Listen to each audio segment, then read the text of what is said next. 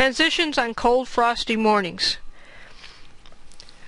So many times we walk into a cut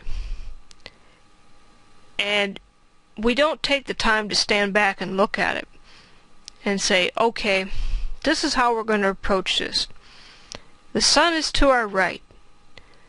Where is it shining? Where is it warming an area up? If you were a grouse and it's a cold morning, you'd want to be sitting somewhere just with maybe a little bit of a balsam fir overhang over the top of you, but that sun coming in just at an angle and warming you up. What I've noticed in my sled dog yard many times on cold mornings, the dog houses that are receiving the early morning sun first, where are those dogs?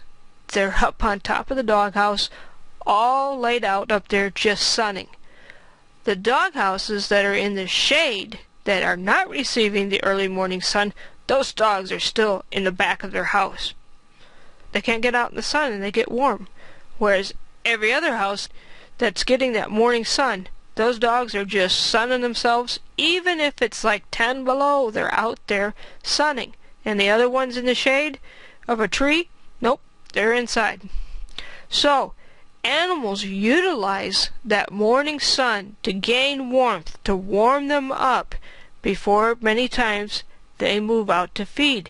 And they'll set themselves up the night before so that the first thing in the morning they'll receive that sun. So think about it when you're going in to hunt. Look at those edges that have the sun coming in and warming that edge, and that a possible bird might be in there. Think about it. Openings. An opening along the edge of a clear cut, look for the side that's getting the morning sun.